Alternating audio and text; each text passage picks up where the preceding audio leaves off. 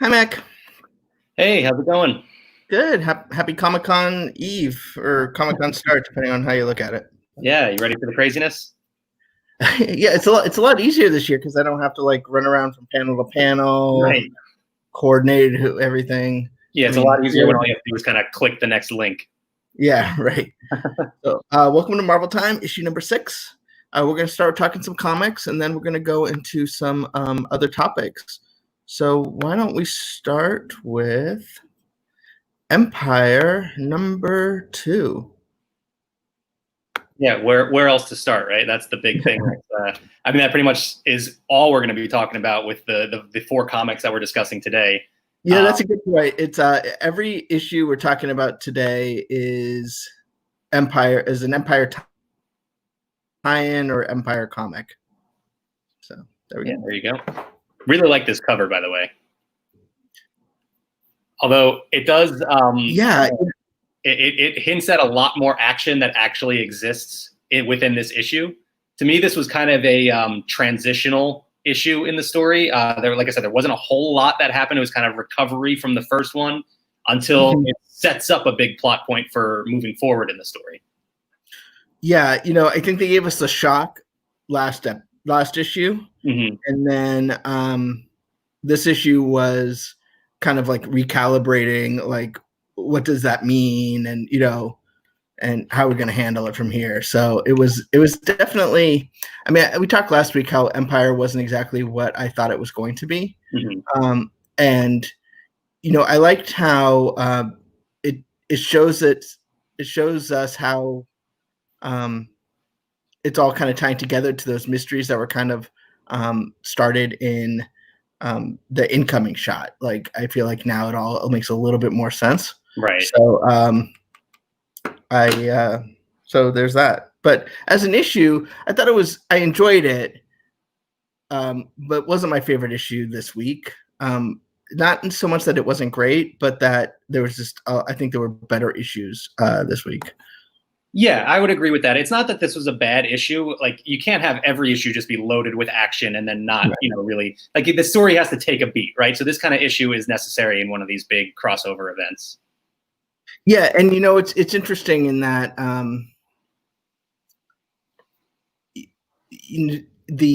the Empire tie-ins. It's not as like you read this book, you read that book, you read this book. It's all kind of happening at the same time. So as you read the tie-ins, sometimes it's a little hard to remember like what's where. But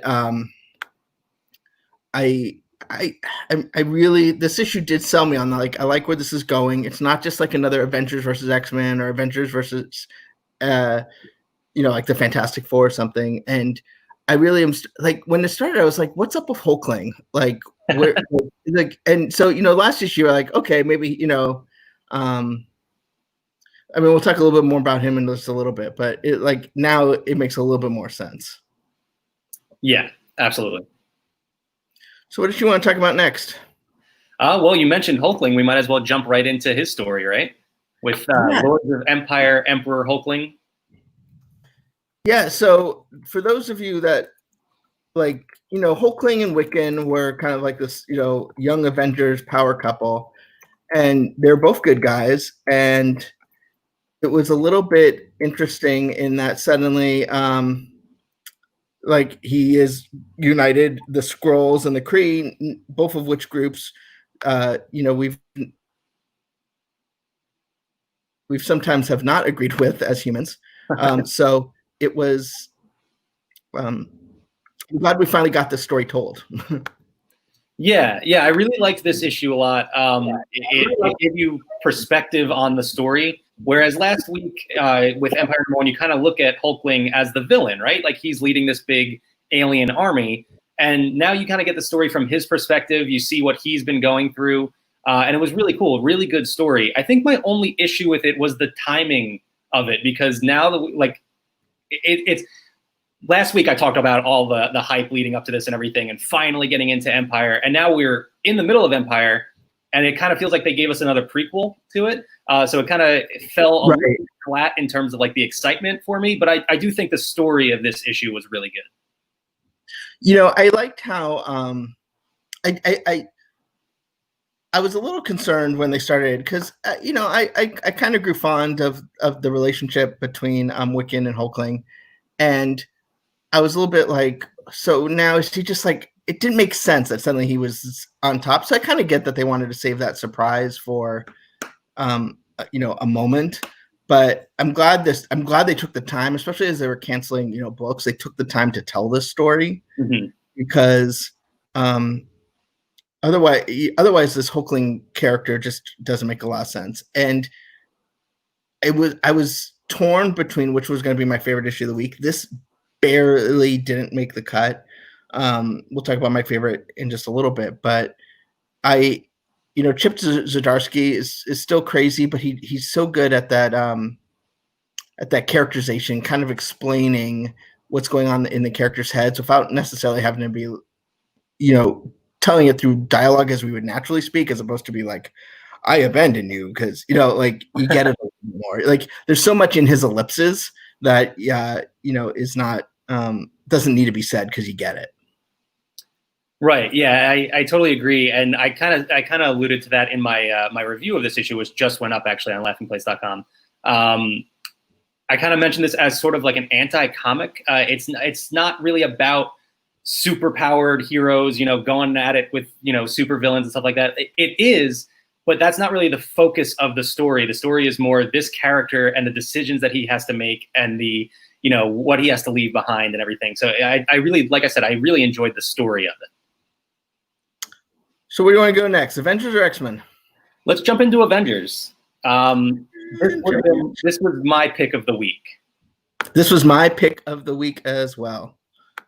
And I think it's funny because, like I said, I really enjoyed Lords of Empire because of the story, and it wasn't so much the big fight with the superheroes and everything. That's exactly what this issue was. But still, I think when you get this big crossover event, getting put on the front lines of the war itself, that's where all the excitement is, and that's exactly what this issue does. And it's not meaningless battle. Like you understand what's happening. It's not just punching. There's strategy. It's thought out.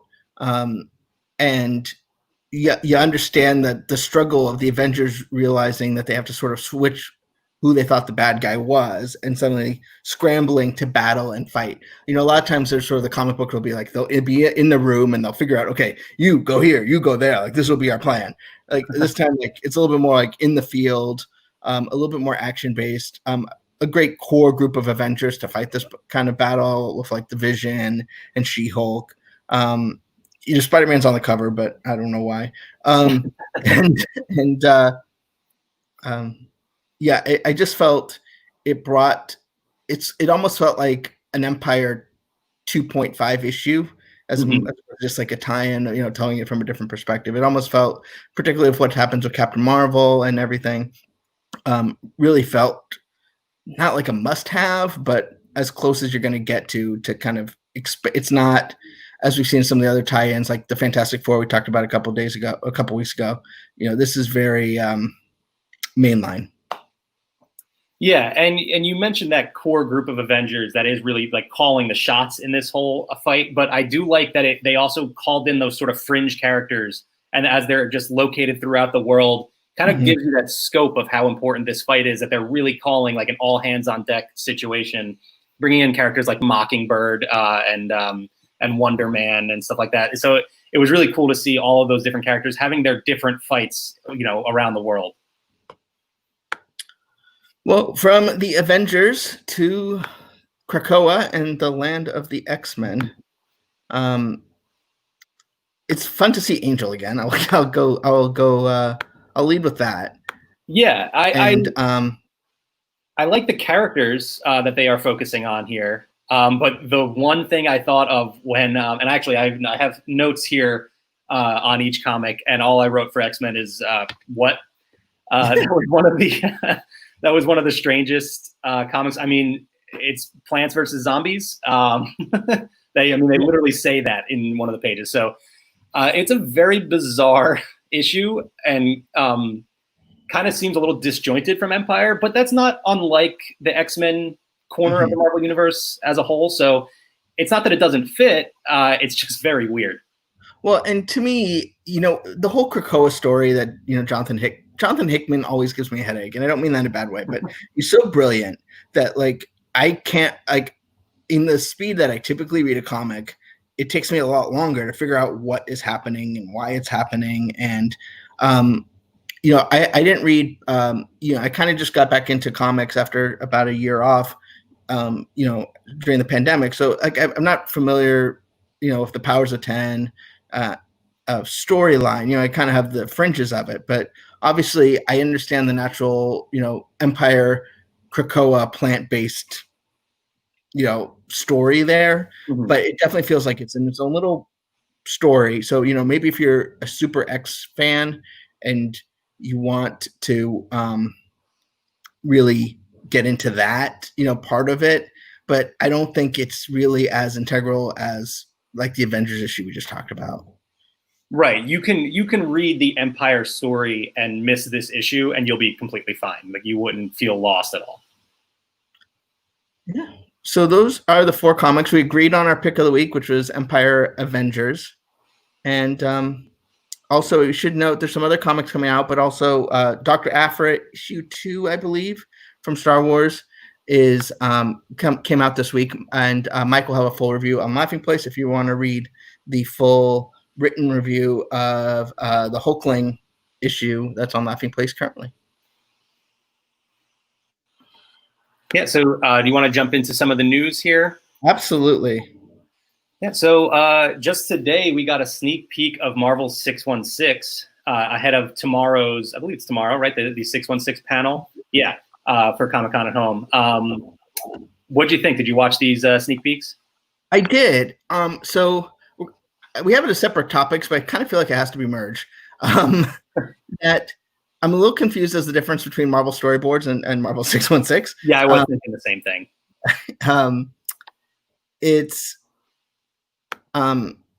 It's basically different people talking about the legacy of Marvel Comics. I was impressed with. It's kind of like if it came across to me as like if they did a Marvel's Imagineering story. Yeah, interviewing people, but really, this isn't necessarily a. What's what I'm looking for? It's not one of those like tertiary, top level dives into Marvel stuff. Like they're talking some deep stuff and right. Talking to people about like what comics mean to them, but on a really analytical level. Like whether talking about different Black Panther runs and what they brought to that and how it helped move the character forward. Having read comics as much as for as long as I have, I've seen characters go from like super prominent, like 10 books a month, to being, barely written about. I mean, I've seen, the X-Men were a big thing and they kind of ebbed and flowed. The Avengers were barely a thing, ebbed and flowed. Obviously characters like Daredevil, Hulk, they kind of come and go. And, this really makes you realize that it's not so much the character, but as the storytellers behind them. So it's coming to Disney Plus in September, Comic-Con panel that you're covering right tomorrow. Yep. Yep. And not to be confused with the storyboards panel you're covering tomorrow. Right. So what do you think of 616? I kind of Yeah, no, I'm excited for it. We've seen those specials before that give you that sort of brief overview of Marvel history, and you're like, this year Captain America was created, this year Iron Man was created, whatever. But this gives you a more in-depth look at specific characters and storytellers, and I'm excited. I'm excited to see how they come up with these amazing stories. Yeah, and it's we got the news that the Falcon and Winter Soldier was delayed. I mean, not surprisingly, right? And right. So it'd be nice to have sort of Marvel content coming on to Disney Plus kind of consistently, because starting tomorrow, there's also Marvel storyboards debuts on Marvel.com, originally developed for Disney Plus, but somehow kind of like the Jedi Temple Challenge ended up moving to YouTube. Right. What do you think about this one? I mean, like you said, I'm having a hard time telling what the difference is entirely. But again, looking into more in depth, like with the storytellers and how these stories are made, I'm excited for it. looking forward to anything that gets me more into the Marvel universe. So definitely excited. I am. He has quite a diverse group of people he talks to. Like, I'm excited about the Bobby Lopez episode. The songwriters behind, Frozen, right. And other more numerous projects than we can talk about. So I'm curious, Joe Quesada has been doing for a while. He did, the morning warm up, which was like a YouTube thing where it was live and he would talk to various people, including Paul Scheer, Marvel creators like Christopher Priest, Kevin Smith, and just, it kind of feels like that, except, produced. And, so I'm really curious, like there's a lot of weird stuff happening at Marvel in terms of like who's in charge sometimes is a little confusing. Because like there's weird things that happen, like some of the storyboards is now on Marvel.com instead of Disney Plus. But I kind of think it's cool how, presumably storyboards will then lead into Marvel 616 and then hopefully, Marvel content that we're used to from the MCU, such as Black Widow and hopefully Falcon and Winter Soldier will be coming to us. So, it's just something else to watch. So I'm happy. Yeah, exactly. Whatever gets us more Marvel content, I'm all for it. Speaking of Marvel content, I guess we might as well transition to tonight's episode of Agents of S.H.I.E.L.D. Yeah, have you watched it already? I did. I'm still emotionally recovering. It was rough, but it's also such a fun episode. I loved it. We talked last week how like we thought last week was a weak point, and this didn't have the sort of time jump that we got used to in the first episode, but first part of the season. But I thought it was so great. We talked on the Palm Springs movie club on Monday how like time loops and like how that's they did such a great job with it. I mean, of adding sort of tension to it, making it a mystery, but in the end, sort of continuing it as a character, using that as a character development piece, particularly for Coulson at the end, which you don't necessarily expect when the episode starts. And I think really just sets the stage for the back half of the season. I'm so great.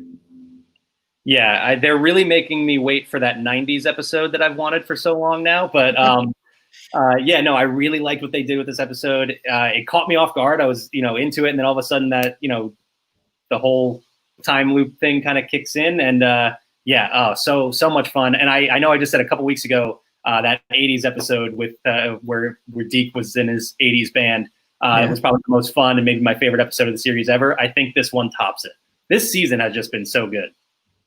Yeah, it makes me sad because I kind of felt like last season was a little bit of treading water. And now, like, knowing that this is the end, and maybe it's so good because it is the end, but right. I want there to be more. I mean, and I loved Coulson forever. And now that Coulson's like Coulson, I mean, now he might not physically be Coulson, but at least he's acts like Coulson unlike last season. Like I'm going to miss him so much. I mean, who knows what the future holds, especially in MCU, but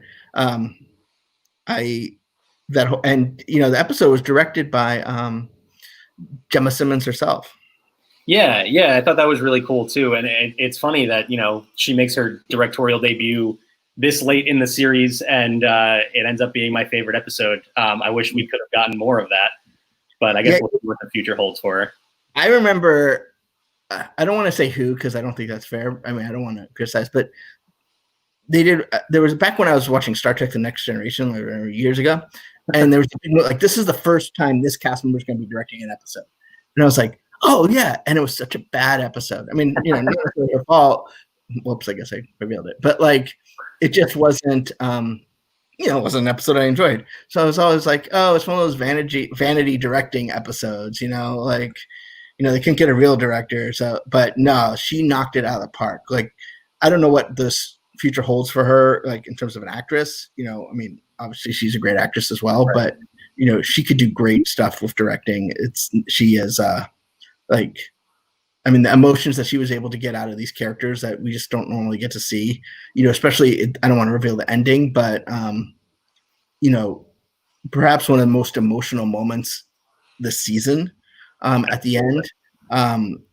It just did a great job. Yeah, definitely have some tissues ready for you when you're watching this episode. So what's next? Well, we can keep going through down the line here. Marvel's pull list revealed some new comics coming out in October. Did anything in particular stand out for you on that list? So, no, and here's why. I'm not a Conan fan. Mm-hmm. I'm not. We talked about how Jonathan Hickman just gives me a headache, and once again, not in a bad way, but like, I don't even want to read the synopsis because it's just going to give me a headache. Like, I'll wait till it happens. And then, like Fantastic Four, I don't want to know anything about because they're in the middle of Empire. Right. Very true. Werewolf by Night is one of those like I don't know, not really up my thing. So I guess like out of and King in Black, we talked about me and Venom. So I guess my number one pick would be Champion. I mean, despite the fact how awful it is to have like children superheroes, like ethically, kind of works in comics, ever since the days of Bucky. I guess if I had to pick one up issue that they talked about for October, it would be that one. Yeah, Champions was one that stood out to me as well. I like the whole outlawed storyline. So I want to see, where they go moving forward with that team. I do agree with you on Fantastic Four, although I do like that they included on the cover of that the Skrull and Kree children that they picked up from the prequels to Empire. Yeah, I guess they're gonna make it, huh? Yeah, well, yeah. I mean, I guess you never really know what's going to happen. It's the Marvel Universe. Characters die and get resurrected every other day. But and then, of course, like you mentioned, King in Black. We talked about how you feel about Venom, but there's also, I love Venom. Venom's my favorite character, so obviously looking forward to that as well. I must say, like, even though Venom is a hard character for me to typically get around, I did love Agent Venom. I loved sort of what happened to Eddie Brock at the end of Dan Slott's run of Spider-Man. But the sort of like bazillion symbiote thing never really played with me. But when we read that Venom 25 issue, like I'm starting to get into it again. And, right. And so I look forward to seeing, I just hope it's, and you know what, just, I would say like, I'm thinking about it as like what I expect a typical comic book writer to do, but I know Donny Cates will do something totally crazy, so I should probably be more excited than I am. I'm just thinking it's going to be like a normal issue, but I'm like, no, Donny Cates is going to do something crazy. So.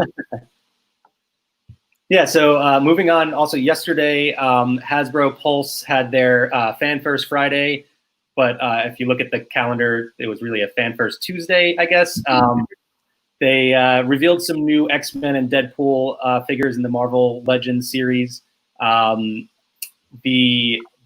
one that stood out to me the most was, these are figures based on Deadpool 2, by the way. So there's a 2-pack with Deadpool and Negasonic Teenage Warhead. And that Deadpool figure, to me, like the detail in that stands out so much. Yeah, what I think is cool about it is, let me see if I can share the picture, is they cross out the names of, it says like Wade Wilson, and then cross out to put their like superhero names, which I thought was, kind of clever, like so Deadpool, right? Like breaking the fourth wall. And then Deadpool also comes with his little unicorn accessory as well. So yeah. Which, it was funny how they tried to dance around that in the live stream. Yeah. There it is. The other, the one I thought was pretty cool was the ones based on Logan. Oh yes, yeah. The Logan and Charles Xavier 2-pack also, yeah, very cool. Yeah, and let me see, pop that up. But yeah, so which one do you? If you had to pick up only one set, which one set would you pick up?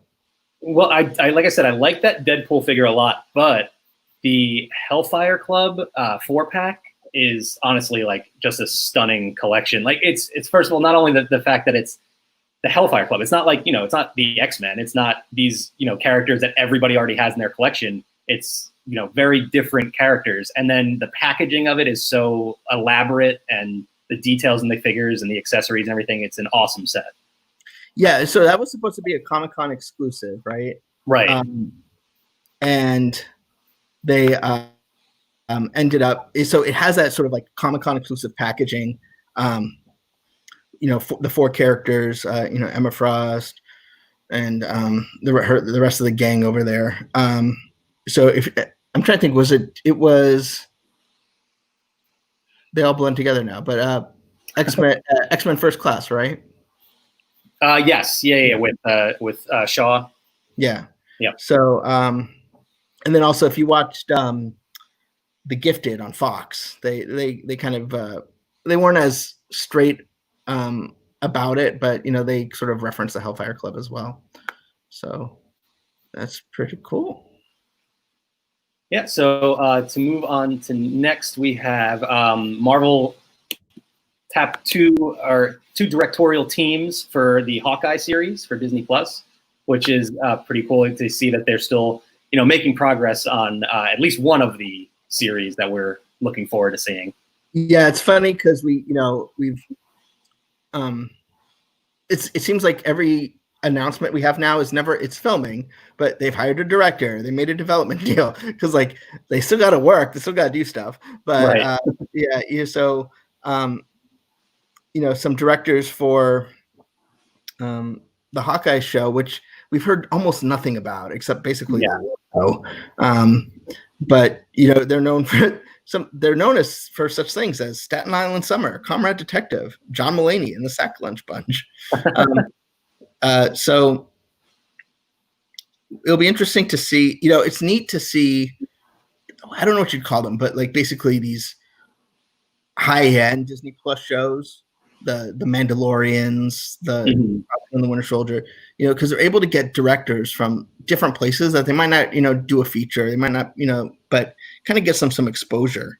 Because, as if you watch the Disney Gallery, they have the infrastructure already to make the stuff, the technology. So you're just there focused on director. You don't have to do all the other stuff of like figuring out how to get a shot. Like there's a whole team to support you, right? And you can learn how to do it. And the director's still in charge. I'm not meaning to slight their skills, but it's there's when you go to film school, like they teach you how to make student films. They don't teach you how to make big budget, movies like this. And right. I think sometimes why they haven't always done well is because it's like they're so focused on that side that they're not focused on the actual story and emotion of it. So I'm excited that there's a whole new group of diverse, and I mean that in the broadest sense of the word, actors coming for what seems to be like a lighthearted series for Hawkeye. Yeah, well, it's interesting that they the directors that they signed on here have backgrounds in comedy, right? So like I guess we're gonna get like you said, a lighter side of Hawkeye here. Be interesting. That being said, the directors of Avengers Endgame and Infinity War were best known for directing. Very true. So, yeah. And the MCU is known for having a fair amount of comedy in pretty much everything they put out. So, I mean, I guess we expected at least some comedy, but yeah, it'll be interesting to see how this series plays out. So I know we're running low on time, but you want to give a little preview of our Comic-Con coverage? Yeah, so we have 2 panels tomorrow. We actually have 3. You got a bonus one that was announced yesterday. You're gonna have Marvel's storyboards. Oh, right, yeah. So, I mean, I guess I kind of blended that with Marvel 616. As you should. Both of those panels happening tomorrow, as well as the Marvel HQ panel. And then Friday we'll get the Marvel Comics Next Big Thing, which is their big comic panel at every event. So we'll see what follows, what comes after Empire, I guess. As well as Make Mine Marvel and the Hellstrom Hulu series panel, which I'm excited to see what comes out of that. Then Saturday we have Jim Lee's X-Men and Agents of S.H.I.E.L.D. panel. So it'll be interesting to see what what they're willing to discuss and give away at the Agents of S.H.I.E.L.D. panel as we're, in the middle of this final season. Yeah, so Agents of S.H.I.E.L.D. panel 2 is really looking at it from a scientific bend.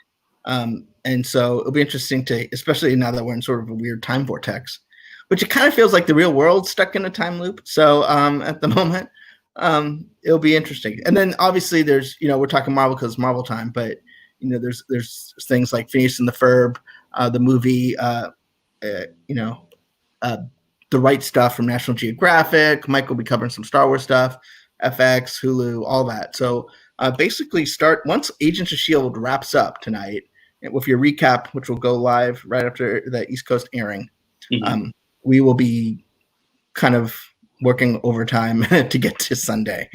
I don't know what's happening on Laughing Place on Monday because we need to get through Sunday. Right.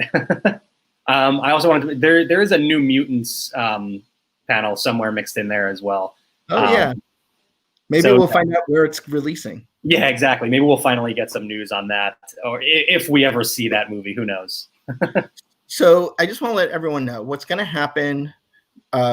We don't obviously want to step on any toes for any Disney company panels that are at Comic-Con at home, which you can all watch for free on YouTube. But sort of in the nooks and crannies, we are going to be catching up on what's been announced, kind of dependent on, what's happened. So we're kind of like I guess you call it like the halftime report, the Mazda halftime report or the whatever, kind of in between the two games. So we will be joining you live at various times throughout the next few days, starting tomorrow. So we will be on tomorrow at 3:00 Pacific. Then we'll be again on Friday at 2 p.m. Pacific, at Saturday at 6:30, leading into Disney Trivia Live, and then Sunday at 3. And we'll just be going through what they've announced, what they talked about. We've got, I think there's like we're up to 5 people now covering different panels. So join us. Sort of, it won't be just Marvel based. We'll talk about all of the Disney company projects from across the globe. Yeah, and then also tomorrow night, the next Laughing Place Movie Club will be talking about X-Men Apocalypse. So you can join us to talk about everybody's favorite X-Men movie. Really? That would have had more comedic punch if you said Dark Phoenix. Right, very true, yes. Well, we're not talking about that one, though, so.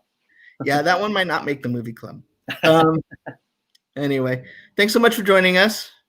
And we'll see you plenty the next couple of days, and enjoy your Comic-Con. Bye.